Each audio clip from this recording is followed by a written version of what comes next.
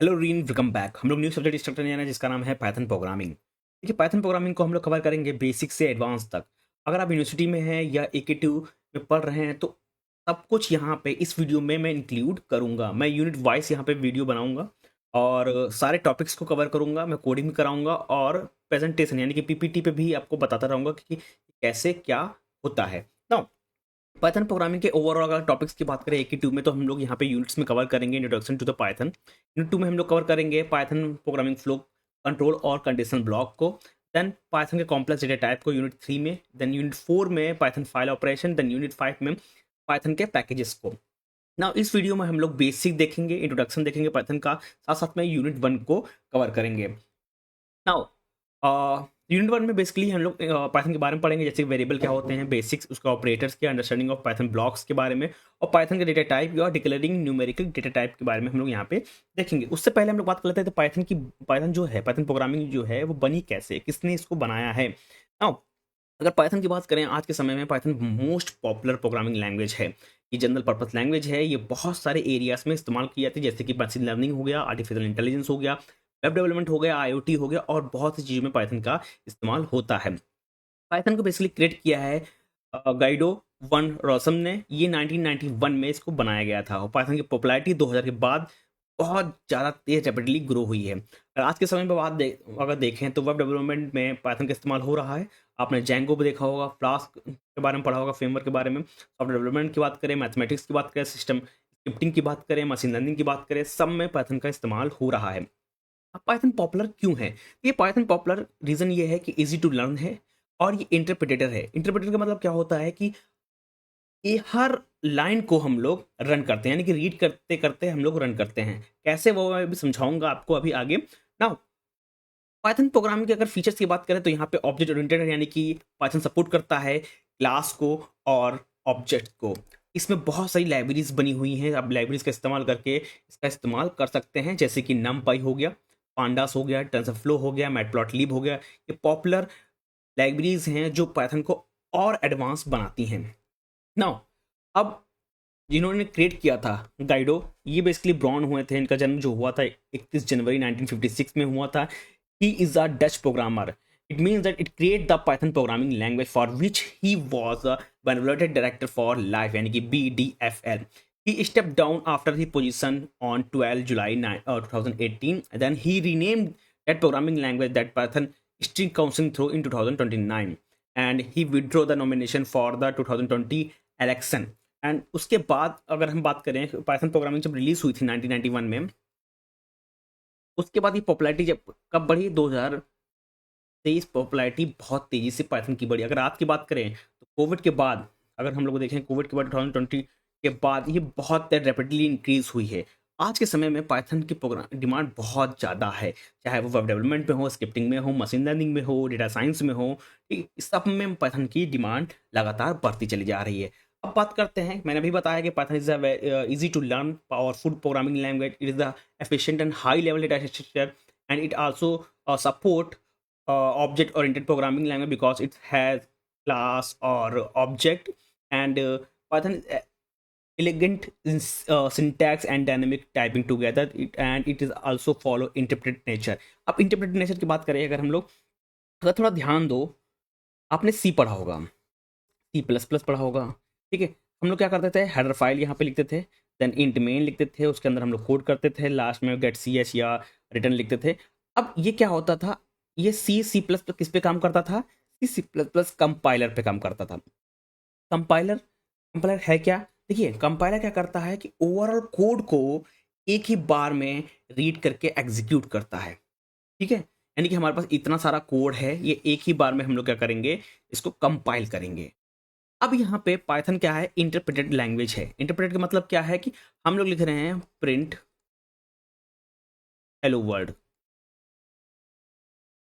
ठीक है, ये एक लाइन का कोड लिखा, यानी कि पाइथन हर लाइन को रीड करती है, उसके बाद उसको रन करता है। ठीक है, ये कंपाइलर की तरह नहीं है। कंपाइल की तरह मतलब कि पूरा कोड लिखेंगे तब एक बार में वो एग्जीक्यूट होगा फिर कंपाइल होगा, ऐसा नहीं होता। इंटरप्रेटेड लैंग्वेज मतलब क्या है कि एक लाइन पढ़ेगा, उसको एग्जीक्यूट करेगा, एक लाइन पढ़ेगा, एग्जीक्यूट करेगा। जैसे कि यहाँ पे ओवर कंटेंट जो है, यहाँ पे देखो, ये पहली लाइन है, Python is easy to learn. ये लाइन को रीड करेगा पाइथन, क्योंकि ये इंटरप्रेटर है। और इसको एग्जीक्यूट कर देगा, फिर नेक्स्ट लाइन पे आएगा, इसको पढ़ेगा, कंप्लीट करेगा यहाँ तक, फिर इसको एग्जीक्यूट कर देगा, फिर नेक्स्ट लाइन पढ़ेगा। इस तरह ये काम करता है। अब पाइथन क्या कर सकता है, व्हाट कैन पाइथन डू? देखिए पाइथन आज के समय में बहुत एडवांस है, ठीक है। इसका इस्तेमाल, it is use to create a server and web application. It is also create a software. It is also connect with the database system, and it is also handle a big data and perform complex mathematics. And it is also used to develop a rapid prototype for production to ready software development. बहुत चीज़ों में Python का इस्तेमाल हो रहा है। Now आगे move करते हैं हम लोग।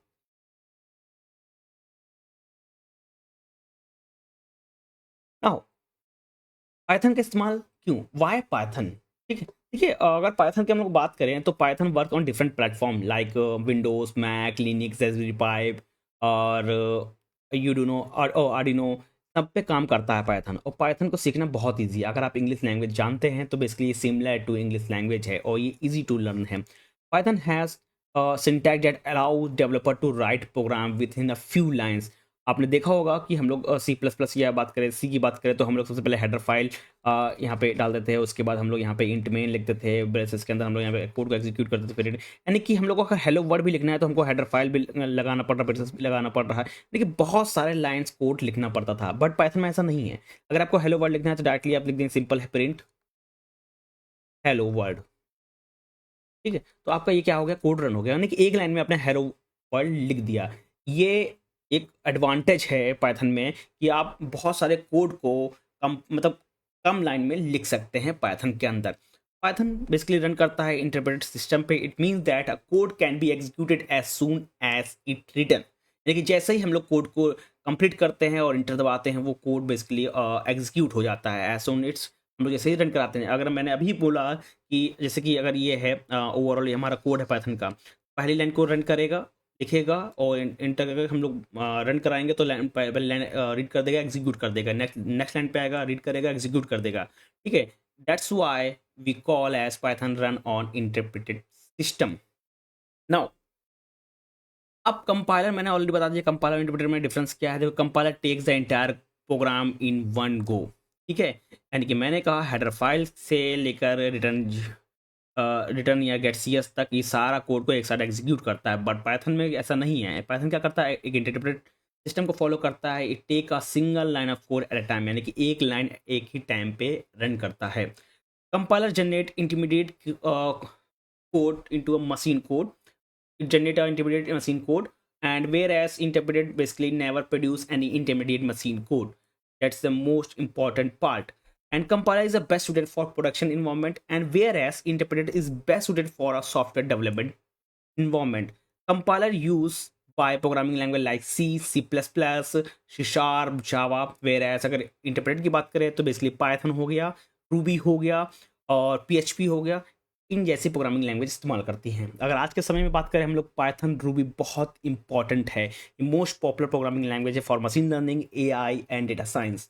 नाउ अब कंपाइलर वर्क कैसे करता है, कंपाइलर की बात करें अगर हम लोग जहाँ सी प्लस प्लस का इस्तेमाल होता है, सी शार्प का इस्तेमाल होता है, ये सोर्स कोड को बेसिकली कंपाइल करता है इनटू मशीन कोड, देन उसके बाद हमारा आउटपुट डिस्प्ले करता है। और यहीं पे खेल आता है पाइथन का। पाइथन क्या करता है, मशीन कोड जो है बीच का जो ये काम है कन्वर्ट करना, ये सब खत्म कर देता है। पाइथन में डायरेक्टली हमारे पास सोर्स कोड होता है, उसको डायरेक्टली इंटरप्रेट करते हैं, हमको रिजल्ट आ जाता है। बीच में जो मशीन कोड में कन्वर्ट करना, ऐसा कुछ भी नहीं होता है पाइथन के साथ, ठीक है, क्योंकि ये वर्क करता है इंटरप्रेटेड प्रोग्राम पे, इंटरप्रेटेड सिस्टम पे। डायरेक्टली सोर्स कोड होता है, हमने लिखा प्रिंट हेलो वर्ड, और डायरेक्टली हम लोग इसके जैसे रन कराएंगे, ये बेसिकली हमको आउटपुट प्रोवाइड करके दे देगा। इसमें बीच में कोई काम नहीं होगा कि मशीन में हम लोग कन्वर्ट करें, मशीन कोड में कन्वर्ट करें, ऐसा कुछ भी नहीं होगा। बट अगर हम लोग यही कोड, हम हेलो वर्ड का कोड अगर हम लोग C plus plus C sharp में करते हैं तो बेसिकली जो हमारा सोर्स कोड है वो बेसिकली कंपाइल होगा, वो कन्वर्ट होगा मशीन कोड में, उसके बाद हमको आउटपुट वो प्रोवाइड करके देगा। Now move to the next topic. अगर सिंटैक्स की बात करें पाइथन के अंदर, basically Python was design for readability and it is some similarity for English language and with influence for with mathematics because अगर आपको थोड़ी बहुत इंग्लिश आती है तो आप पाइथन बेसिकली इजीली समझ जाएंगे। बहुत सारा कोड लिखा होगा तो आप इजीली उसको रीड कर सकते हैं। Python use few line to compile और टू कंप्लीट एनी कमांड। जैसे अगर मैंने अभी कहा है कि अगर हम लोग को हेलो वर्ल्ड लिखना है तो हम सी या सी प्लस प्लस में हेडर फाइल डालेंगे, उसके बाद इंट मेन लिखेंगे, मेन के अंदर हम लोग उसमें कोड लिखेंगे, ठीक है, सी आउट करके, फिर उसके बाद हम लोग रिटर्न जीरो या गेट सी एच लगाएंगे, देन हमारा कोड हेलो वर्ल्ड का रन होगा। बट यही चीज़ हम लोग पाइथन में एक लाइन में कर सकते हैं, डायरेक्टली लिखेंगे प्रिंट और ब्रेसेस के अंदर हम लोग हेलो वर्ल्ड, ठीक है। नाउ अब कैसे हम लोग पाइथन को रन कराएंगे अपने सिस्टम के अंदर? हम डायरेक्टली पाइथन के वर्जन को इंस्टॉल कर लेंगे। मैं अब इसको दिखा देता हूँ कैसे। नाउ हम लोग गूगल पे अगर बात करें, यहाँ पे हम लोग पाइथन को अगर हम डाउनलोड करें, डायरेक्टली यहाँ पे डाउनलोड कर सकते हैं। पाइथन की खुद की वेबसाइट है www.python.org। यहाँ पे पाइथन डाउनलोड पे क्लिक करेंगे और लेटेस्ट वर्जन है 13.14.2। इसको हम लोग डाउनलोड कर सकते हैं। उसके डाउनलोड करने के बाद पाथ को ऑलरेडी यहाँ पे जब इंस्टॉल करेंगे इसको तो डायरेक्टली पूछेगा पाथ सेट करना चाहते हैं कि नहीं। आप डायरेक्टली यहाँ से पाथ सेट कर सकते हैं। अगर पाथ नहीं सेट हुआ है तो हम लोग डायरेक्टली पाथ को सेट करेंगे और तभी हमारा सिस्टम अंदर ये रन करेगा। Now, हम लोग दो तरीके से पाइथन को काम कर सकते हैं। सबसे पहले हम लोग पाइथन को यहाँ से डाउनलोड कर सकते हैं, वीएस कोड में रन करा सकते हैं। सेकंड ऑप्शन है एनाकोंडा, ठीक है। आप डायरेक्टली गूगल पर सर्च करेंगे एनाकोंडा डाउनलोड। एनाकोंडा डाउनलोड करने के बाद इनकी वेबसाइट ओपन होकर आएगी, ठीक है। इनकी वेबसाइट ओपन होकर हम लोग इसके अंदर जाएंगे, हम लोग एनाकोंडा को डाउनलोड कर लेंगे। अब एनाकोंडा क्यों डाउनलोड कर रहे हैं? देखिए, एनाकोंडा इसलिए डाउनलोड कर रहे हैं क्योंकि इसमें बहुत सारे सॉफ्टवेयर मिलते हैं, जैसे कि जुपिटर हो गया, जुपिटर नोटबुक हो गया। अगर आप पाइथन पहले से जानते हैं तो जुपिटर को जरूर जानते होंगे। जब भी बात आती है जुपिटर की तो यहाँ पे बहुत ईज़िली आप पाइथन प्रोग्राम को लिख सकते हैं। ये इस्तेमाल किया जाता है बेसिकली लाइब्रेरीज पे काम करने के लिए, जैसे कि नमपाई, पांडास, मैटप्लॉटलिब, एनाकोंडा का इस्तेमाल करते हैं। अगर आप थोड़ी बहुत भी पाइथन जानते हैं तो आप एनाकोंडा पर डायरेक्टली स्विच कर सकते हैं और ये ईजी है, ठीक है। और ये बहुत ईजी है। हम लोग फाइल को सेव नहीं करना पड़ता है, डायरेक्टली शिफ्ट इंटर दबाएंगे, आपका कोड एग्जीक्यूट हो जाएगा। अगर पाइथन की बात करें इधर, अगर वी एस कोड पर लिख रहे हैं तो आपको फाइल क्रिएट करना पड़ेगा। हर चीज़ के लिए अलग अलग फाइल क्रिएट करनी है। अगर मान लो आपको हेलो वर्ल्ड प्रोग्राम लिखना है तो आपको अलग से फाइल क्रिएट करनी पड़ेगी, रन कराना पड़ेगा। अगर आपको कोई पैटर्न का पैटर्न लिख रहे हैं तो उसको भी अलग से फाइल बना के रन करना पड़ेगा। बट ऐसा जुपिटर में नहीं है। डायरेक्टली आपने जुपिटर को ओपन किया, ओपन करने के डाउनलोड कर लिया एनाकोंडा। एनाकोंडा को डाउनलोड करने के बाद सीधा आप क्या करेंगे, यहीं पे सिस्टम में डालेंगे जुपिटर नोटबुक, इस पर क्लिक करेंगे। क्लिक करने के बाद आपका जो जुपिटर नोटबुक इस तरह का खुल के आ जाएगा। देखो, इस तरह का जुपिटर नोटबुक आपका ओपन होकर आ जाएगा, इस तरह का। आप डायरेक्टली यहाँ पे फोल्डर बना सकते हैं, ठीक है। मैंने यहाँ पे फोल्डर बना रखा है पाइथन का, इसी में हम लोग यहाँ पे काम करेंगे। नाउ अब बात करते हैं वर्जन। हमने पाइथन इंस्टॉल कर लिया सिस्टम में। पाइथन आप डायरेक्टली यहाँ से डाउनलोड कर सकते हैं और एनाकोंडा यहाँ से डाउनलोड कर सकते हैं। एनाकोंडा की खुद की वेबसाइट है anaconda.org। यहाँ से डाउनलोड करने का पाथ को सेट कर सकते हैं। नाउ अब हम लोग इसी पे हम जुपिटर पे काम करेंगे क्योंकि बहुत इजी पड़ता है। हम लोग यहाँ पे फोल्डर बना लिया है पाइथन और यहीं पे हम लोग एक टर्मिनल फाइल यहाँ पे लिख देते हैं। ओपन करेंगे इस पे। ओपन करने के बाद यहाँ पे क्लिक करेंगे, इसको डाल देंगे यूनिट 1, क्योंकि यूनिट 1 पे हम लोग यहाँ पे काम करने जा रहे हैं। सबसे पहले अगर हम लोग देखें यूनिट 1 में तो हम लोग को पाइथन हम लोग ने इंस्टॉल कर लिया। हमको पता करना है कि एक्चुअली में पाइथन का वर्जन इंस्टॉल कौन सा हुआ है हमारे सिस्टम के अंदर। तो हम लोग क्या करेंगे, देखिए, इसको सबसे पहले हम लोग यहीं पे फाइल पे हम लोग लिखेंगे इम्पोर्ट सिस्टम। ठीक है, हम लोग को सिस्टम को इंपोर्ट करना पड़ेगा। जैसे यहीं पे अगर हम लोग देखें पाइथन वर्जन है, हमको वर्जन चेक करना है, डायरेक्टली हम लोग इंपोर्ट करेंगे सिस्टम को। सिस्टम करने के बाद प्रिंट करेंगे सिस्टम के वर्जन को। हम लोग यहीं पे जुपिटर में अगर हम देखें डायरेक्टली लिखेंगे इंपोर्ट सिस्टम। इंपोर्ट सिस्टम के बाद आप शिफ्ट इंटर करेंगे तो ये जो लाइन है ये एग्जीक्यूट हो जाएगी। अगर आप कीबोर्ड का इस्तेमाल नहीं करना चाहते तो यहाँ पे एक ऑप्शन बना है रन दिस सेल, ये पर्टिकुलर सेल को रन कर देता है। आप चाहते हैं तो कंप्लीट कोड इसी अंदर लिखना तो आप इसी के अंदर लिख सकते हैं प्रिंट सिस्टम डॉट वर्जन, ठीक है। हम शिफ्ट इंटर दबाएंगे। इंटर दबाने के बाद हमको यहाँ पे पैकेज बता देगा कि आप इस्तेमाल कर रहे हैं 3.13.5 पैकेज का इस्तेमाल कर रहे हैं, ठीक है। नाउ अब यही चीज़ अगर हमको बेसिकली टर्मिनल पे चेक करनी है कि कौन सा पाइथन का इस्तेमाल कर रहा है तो हम बेसिकली यहाँ पे टर्मिनल ओपन कर सकते हैं। टर्मिनल ओपन करने के बाद ओके,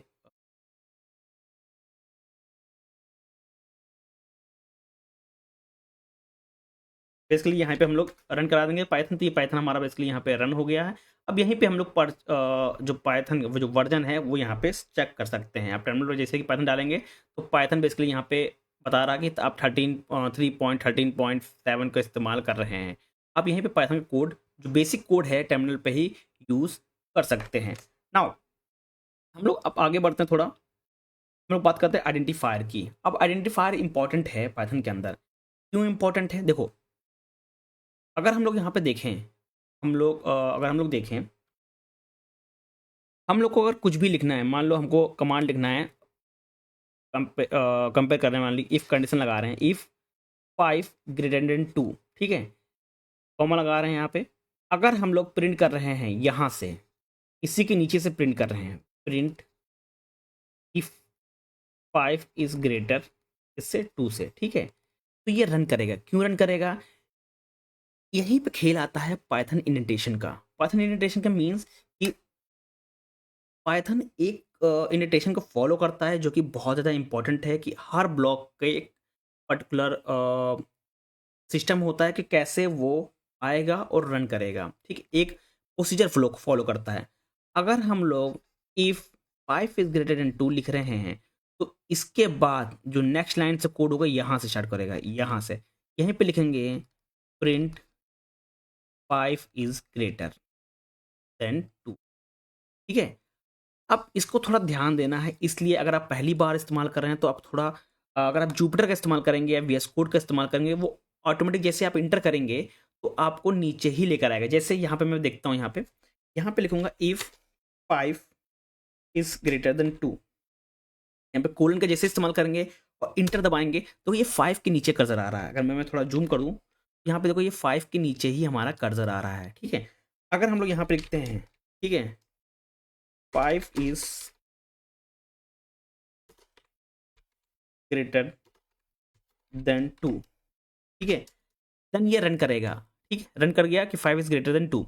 अगर हम लोग इसको यहाँ ना लिख के, अगर हम लोग सबसे आगे इफ़ के नीचे ही लिख देते हैं तब ये एरर शो करेगा। अगर इसको मैं रन कराता हूँ शिफ्ट इंटर दबा के, तो यहाँ पे बोल रहा है कि इंडेंटेशन एरर। इंडेंटेशन क्या मतलब क्या है कि एक पर्टिकुलर ब्लॉक है इसका, एक पर्टिकुलर ब्लॉक है इफ का, उसके अंदर ही हम लोग कोड को एग्जीक्यूट करेंगे।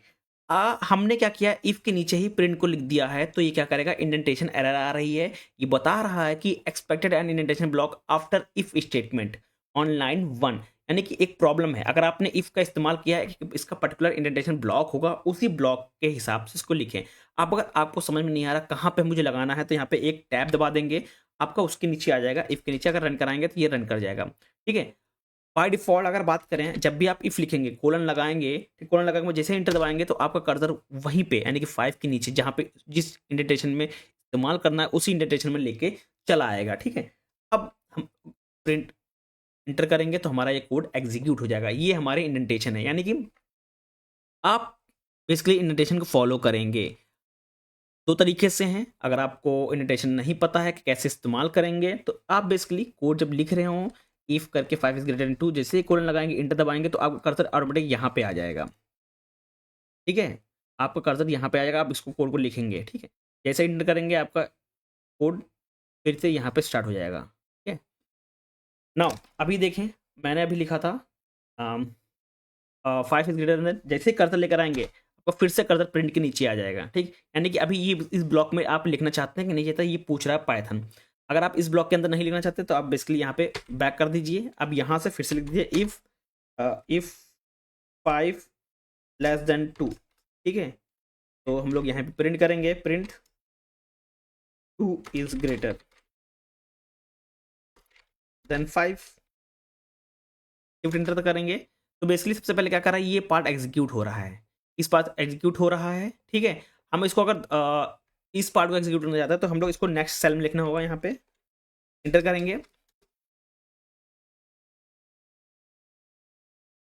अब बेसिकली ये रन क्यों नहीं कर रहा, क्योंकि यहाँ पे क्या है कि इफ 5 लेस देन 2, ये कंडीशन ट्रू है, 5 इज लेस देन 2 ये कंडीशन ट्रू है कि फॉल्स है, ये कंडीशन बेसिकली फॉल्स है, ठीक है। तो ये पार्ट एग्जीक्यूट नहीं कर रहा है। अगर हम लोग यहाँ पे ग्रेटर देन लगा देते हैं तो ये पार्ट हमारा क्या करेगा, अब हम लोग इंटर करेंगे तो ये पार्ट एग्जीक्यूट होगा, ठीक है।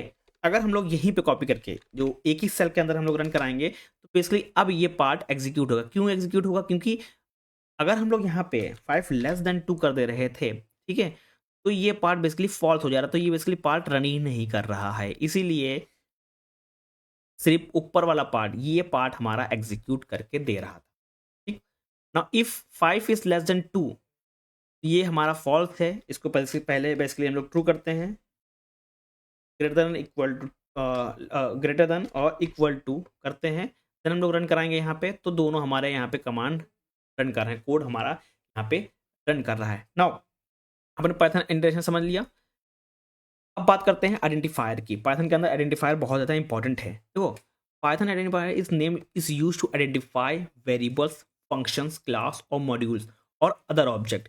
नाउ अब आपने कुछ रूल्स फॉलो किया होगा कि जो वेरिएबल्स हैं, जो फंक्शन हैं, जो क्लास है, जो मॉड्यूल्स हैं, उनके नाम कैसे स्टार्ट होंगे। नाउ अगर आइडेंटिफायर की बात करें पाइथन की या किसी और प्रोग्रामिंग लैंग्वेज की बात करें, सब में आइडेंटिफायर होता है कि आप वेरिएबल को कैसे डिफाइन करेंगे, क्या करेक्ट प्रोसीजर है किसी वेरिएबल का नेम देना, फंक्शन का नेम देना, क्लास का नेम देना या मॉड्यूल का नेम देना।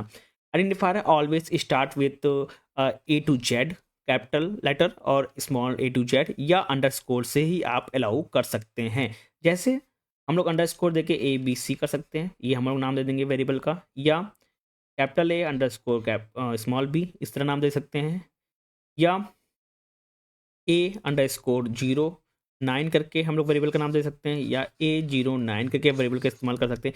यानी कि इंडेंटेशन अगर सॉरी आइडेंटिफायर की अगर बात करते हैं तो हमारे पास A से कैपिटल Z तक सारे कैरेक्टर का इस्तेमाल कर सकते हैं, सारे लेटर का इस्तेमाल कर सकते हैं। स्मॉल A से लेके स्मॉल Z तक सारे लेटर का इस्तेमाल कर सकते हैं, अंडरस्कोर का इस्तेमाल कर सकते हैं, और 0 से 9 तक सारी वैल्यूज़ को इस्तेमाल कर सकते हैं। एक वेरिएबल का नाम देना या फंक्शन का नाम देना या क्लास का नाम देना या मॉड्यूल का नाम देना। बट आइडेंटिफायर तब काम नहीं करता है जब आप इस पे दबा देते हैं, ठीक है, जब आप स्पेस दे देते हैं। यानी कि हमने लिखा वेरिएबल का नाम A और स्पेस दे दिया और यहाँ पे लिख दिया मैंने B, ठीक है, ये एरर है। ठीक है, हम लोग यहाँ पे आइडेंटिफायर के अंदर स्पेशल कैरेक्टर का इस्तेमाल या स्पेशल फंक्शन सिंबल का इस्तेमाल नहीं करते। कि यहाँ पे लिखा है Python does not allow punctuation character such ऐसा and, dollar and percentage. Example, हम लोग परसेंटेज ए ये वेरिएबल का नाम नहीं लिख सकते हैं, ठीक है, A_परसेंटेज ए ये हम लोग नाम नहीं लिख सकते हैं। यानी कि हम लोग के पास सिर्फ रूल्स हैं कुछ जिससे हम लोग वेरिएबल का नाम डिफाइन कर सकते हैं। वो है हमारा वेरिएबल्स, फंक्शंस, क्लास, मॉड्यूल्स। इनके नाम देने के लिए हमारे पास है यहाँ पे A से कैपिटल Z तक, स्मॉल A से कैपिटल स्मॉल Z तक, अंडरस्कोर और 0 और कुछ लेटर्स। नाउ अब बात करते हैं हम लोग कुछ पाइथन के रिजर्व वर्ड की। हमारे पास एंड आपने पढ़ा होगा कीवर्ड्स, सी या C++ में कीवर्ड्स हैं। तो कीवर्ड्स को आप कमेंट में बताइए कि कितने कीवर्ड्स होते हैं C++ में। देन अगर पाइथन की बात करें, कुछ रिजर्व वर्ड हैं जैसे कि एंड हो गया, एज हो गया, कंटिन्यू हो गया, क्लास हो गया, डेफ हो गया, एल्स हो गया, finally, global, in, none, if, is. इनका हम लोग यूज़ देखेंगे आने वाले टॉपिक्स पे। जब टॉपिक्स का इस्तेमाल होगा तो हम लोग इन रिजर्व वर्ड का इस्तेमाल करेंगे। ये कुछ रिजर्व वर्ड हैं, इनका हम लोग इनको चेंज नहीं कर सकते हैं, ठीक है। इनका इस्तेमाल एज अ वेरिएबल भी हम लोग इस्तेमाल नहीं कर सकते इन वर्ड का।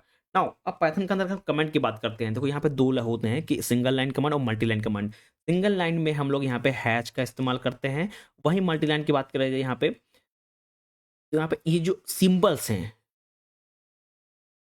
यहाँ पे ब्रेसेस का इस्तेमाल करते हैं यहाँ पे। अब कैसे करते हैं वो देखो। सबसे पहले हम लोग यहाँ पे सेटिंग में जाएंगे, हम लोग को लिखना है कमेंट, तो यहाँ पे हैश का इस्तेमाल करेंगे, हैश दिस इज पाइथन। तो यह हमारा क्या है, कमेंट है, ठीक है।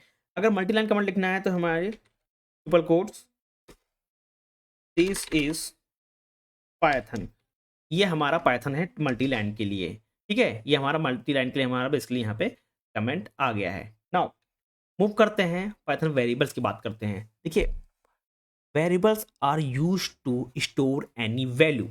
किसी भी प्रोग्रामिंग लैंग्वेज में, चाहे C++, हर जो वेरिएबल्स होता है वो क्या करता है, डेटा को स्टोर करने के लिए, यानी कि वैल्यू को स्टोर करने के लिए बनाया जाता है। पाइथन में कुछ रिजर्व मेमोरी लोकेशन होते हैं जहाँ पे ये वैल्यू को स्टोर किया जाता है। It means that when you create a variable, you reserve some memory. Like suppose we create a variable like a, ठीक है? We give some value like 5. Then in Python you reserve value of 5 in variable a. हमारे पास एक memory है, memory का नाम बता सकते हैं ए बी सी। हमारे पास एक पाइथन मेमोरी है, इसी मेमोरी में एक लोकेशन है जहाँ पे आपने एक वेरिएबल में एक वैल्यू को स्टोर किया। ये बेसिकली जो 5 वैल्यू है ये रिजर्व हो गई किसके लिए, 5 के लिए, सॉरी ए के लिए रिजर्व हो गई। ठीक है, आपने ए वेरिएबल में 5 वैल्यू को पुट कर दिया, यानी कि आपने कुछ स्पेस मेमोरी के अंदर क्या कर लिया है, रिजर्व कर लिया है। नाउ अब वेरिएबल की अगर बात आ रही है तो इसमें बहुत सारे वेरिएबल्स होते हैं। ठीक है, डेटा टाइप अगर बात करें, आपने सुना होगा डेटा टाइप इंट होता है, फ्लोट होता है, डबल होता है। सी प्लस प्लस की अगर बात कर रहा हूँ, इंट लॉन्ग होता है, इंट डबल लॉन्ग होंगे, डबल लॉन्ग हो गया। ठीक है, सेम इसी तरह यहाँ पे based on the data type of variable memory space is allocated. अभी अगर ए की बात करें, यहाँ पे वैल्यू है 5, it means A is the int type. अगर वहीं पे b इक्वल टू 5.0 होता है, it means b is a float type. ठीक है, अगर हम लोग b इक्वल टू यहाँ पे लिखते हैं हेलो, ठीक है, यहाँ पे हेलो लिखते हैं, it means that b is a string type data type. हम लोग डेटा टाइप के हिसाब से मेमोरी को एलोकेट करते हैं। Different data type, different variable and different memory space. Now memory address की अगर हम लोग बात कर रहे हैं, मैंने अभी कहा है कि जैसे ही आप एक वेरिएबल लेते हैं, मान लीजिए हम वेरिएबल है ए इक्वल टू 5, तो बेसिकली आप कुछ मेमोरी में ए का बेसिकली ए वेरिएबल का कुछ नेम होगा, कुछ एड्रेस होगा। इसका मान लेते हैं एड्रेस है 102 है। ठीक है, यानी कि मेमोरी में हमारे पास ये पाइथन की मेमोरी है, पाइथन की मेमोरी में 102 क्या है, एक मेमोरी लोकेशन है जहाँ पे वेरिएबल ए की वैल्यू 5 स्टोर है। ये हमारा क्या है, एक एड्रेस है। सेम अगर यहाँ पे एग्जांपल गिवन है कि हमारा जो मेमोरी लोकेशन एक वेरिएबल होगा मे का एड्रेस होगा कुछ जो कि है 203 बेसिकली रिजर्व कर गया है, एक वेरिएबल है मे की जगह। ठीक है, अब इस में जो वेरिएबल है ये रिजर्व हो गया है, इसकी मेमोरी लोकेशन है 203। इसमें डेटा स्टोर किसका है, मे स्ट्रिंग का डेटा स्टोर यहाँ पे है। ठीक है, नाउ सेम उस तरह अगर हम मान लेते हैं कि b इक्वल टू 5.0 ले रहे हैं, यानी कि this is the float type, this is the float type. अब इस b का एक मेमोरी लोकेशन होगा, मान लेते हैं b का मेमोरी लोकेशन है 403। ठीक, यानी कि 403 ये है, यहाँ पे इसकी वैल्यू क्या है b की 5.0 है, यानी कि जो 5.0 है जो कि है डेटा है किसका, वेरिएबल b का एक वैल्यू है, वो किस में स्टोर है, एक लोकेशन है 403, इस लोकेशन में हमारा डेटा स्टोर है। नाउ अब यहाँ पे मैं इसको थोड़ा क्लैरिफाई करता हूँ। यहीं पे अगर हम लोग आगे बढ़े, मूव करें, तो यहाँ पे देखो इसी के अंदर हम लोग यहाँ पे लिखते हैं नीचे, मान लेते हैं कि हमने स्टोर किया में, ठीक है, इंटर कर रहे हैं। अब में जो है अभी मैंने यहाँ पे, अगर मैं यहाँ पे जाऊँ पीडीएफ में, हम लोग ने मे को यहाँ पे देखा, अगर मैं इसको इरेज कर देता हूँ सबसे पहले, तो ये मे की एक लोकेशन थी। यहाँ पे लोकेशन क्या थी, ये बाय डिफॉल्ट सिस्टम किसी और सिस्टम में रन कराया गया है। मे की लोकेशन जो है 203 है, इसकी आईडी भी होगी। अब यहाँ पे कॉन्सेप्ट आता है आईडी का, सुनो, अगर हम लोग A102 बेसिकली हमारी लोकेशन है और ए की आईडी भी होगी, आईडी मान लेते हैं 111 आईडी हो गई वेरिएबल की, बी की भी कुछ आईडी होगी, 12 आईडी होगी। ठीक है, और मल्टीपल वेरिएबल के कुछ पर्टिकुलर आईडी होती है। ठीक है, हमने क्या किया अभी, मेक यहाँ पे डाला। अब इसकी आईडी चेक करते हैं। आईडी चेक करने के लिए फंक्शन होता है आईडी, इसके अंदर हम लोग पास करते हैं मे को। ठीक है, मे पास करेंगे, इंटर करेंगे, तो ये बेसिकली हमारी आईडी शो कर रही है। ठीक है, मैंने एग्जांपल लिया है कि इसकी ए की जो वेरिएबल की आईडी है वो क्या है, 11 है, बट इन सिस्टम के अंदर जो हमारी आईडी होती है वो इतनी होती है। ये हमारी आईडी है, किसकी, मे की आईडी है। एंड अभी यहाँ पे जो एग्जांपल है कि मे एंड नंबर 18, यानी कि 18 की बेसिकली आईडी कितनी है, 402 दिखा रहा है। ये मैं कह सकते हैं यहाँ पे मेमोरी लोकेशन है, ये जो हमारा मेमोरी एड्रेस है, इसकी आईडी चेक करना है तो कैसे करेंगे। मान लीजिए हमारे सिस्टम के अंदर हम लोगों ने क्या किया, 18 स्टोर किया, इंटर किया, रन किया हमने, और इसकी आईडी चेक करना चाहते हैं किसकी, आईडी चेक करना चाहते हैं 18 की, तो हम लोग यहाँ पे 18 डालेंगे, इंटर करेंगे, तो ये हमारे आईडी है जो 18 की 1407329778211128, ये हमारी क्या है आईडी है 18 की। ठीक है, नाउ इसी तरह हर किसी की आईडी होती है, दो चीजें होती हैं, फिर से एक्सप्लेन कर देता हूँ। मान लो एक वेरिएबल है ए जिसमें वैल्यू है 5 स्टोर, इस ए की एक लोकेशन होगा, लोकेशन मान लेते हैं 102, इसकी पर्टिकुलर आईडी होगी जो कि हम 11 मान लेते हैं, या सिस्टम के हिसाब से जो दे रखा है 14079 कुछ समथिंग लाइक दिस, ये हमारी आईडी होती है। हर वेरिएबल की एक यूनिक आईडी होती है, ठीक है, बट ये हमेशा चेंज हुआ करती है सिस्टम टू सिस्टम। मान लें हम लोग इस सिस्टम पे रन कराया, अभी देखें इस सिस्टम पे अगर हम लोग रन कराएं 18 की और 18 की आईडी चेक किया, तो यहाँ पे देखो 18 की आईडी ये आ रही है, ठीक है। बाद में फिर कभी किसी और सिस्टम में या किसी और कंपाइलर में किसी और सॉफ्टवेयर में हम लोग इसी कोड को पाइथन को इस्तेमाल करके यही हम लोग लिखते हैं, तो इसकी आईडी कुछ और आएगी। ये डिपेंड करता है पैकेज, ठीक है, और सिस्टम टू सिस्टम डिफर करता है कि उसकी आईडी चेंज होती रहती है। नाउ हम लोग बात करते हैं अब यहाँ पे डिलीटिंग अ वेरिएबल, ठीक है। हम लोग ने क्या, हम लोग सबसे पहले वेरिएबल को क्रिएट करते हैं। हम लोग ने ए लिया, ए इक्वल टू 5 लिया, इंटर कर देंगे, ए को रन कराएंगे, ए हमारा यहाँ पे 5 है, ठीक है। अब इसकी आईडी चेक करेंगे, ए की आईडी हम लोग चेक करेंगे आईडी फंक्शन लगा के, यहाँ पे ए की आईडी ये आ गई है। नाउ अगर हम लोग ए वेरिएबल को डिलीट करना चाहते हैं तो हम लोग इस्तेमाल करेंगे डेल का, डेल ए, इंटर करेंगे और ए को अब रन कराएंगे, तो ये क्या करेगा बेसिकली एरर को शो करेगा, क्योंकि ऑलरेडी हम लोग ने जो ए है, ए वेरिएबल है, उसको डिलीट कर दिया है। जब ए को डिलीट कर दिया है तो रन कराने का कोई मतलब ही नहीं है, तो ए क्या आएगा कि A is not defined yet, ठीक है। तो यहाँ पे एरर आ रहा है कि A is not defined because A को हम लोग ने ऑलरेडी डिलीट कर दिया है। That's why it's so name error because we already delete a variable.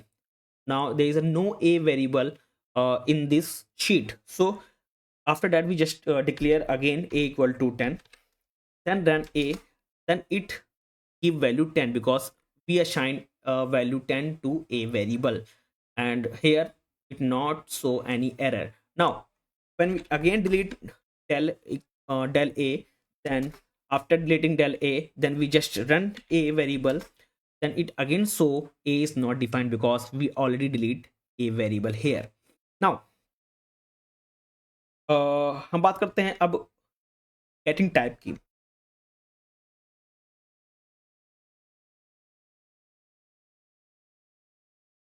Sorry, getting type variable की बात करते हैं।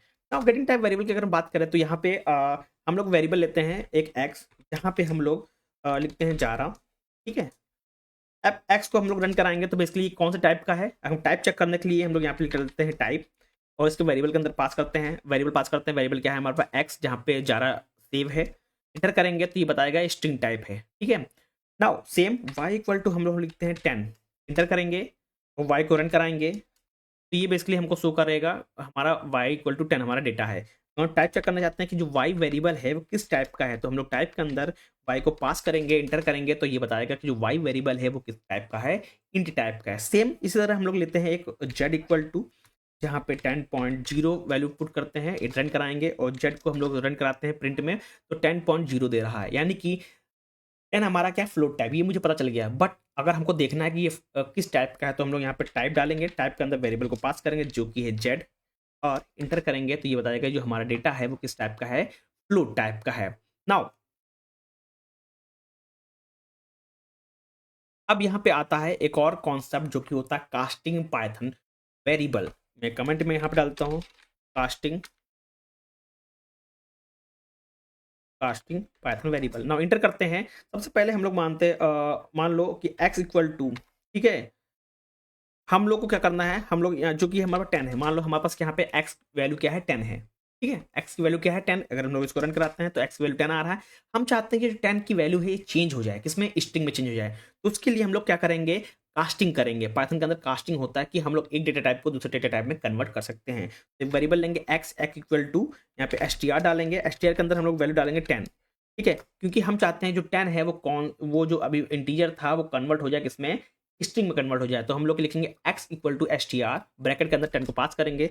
अब x को लिखेंगे तो हमारे पास देखो इस x में और इस x में अंतर है। मैं अगर यहाँ पे ऐड करता हूँ, यहाँ पे पहले टाइप चेक कर लेता हूँ इस x का, इंटर करेंगे तो ये कौन सा टाइप आ रहा है, स्ट्रिंग टाइप आ रहा है, ठीक है। नाउ अब हम लोग फिर से टाइप लेते हैं, टाइप अगेन हम लोग यहाँ पे पास करते हैं। अब ये कौन से टाइप का है, स्ट्रिंग टाइप का, क्योंकि हम लोग ने क्या किया,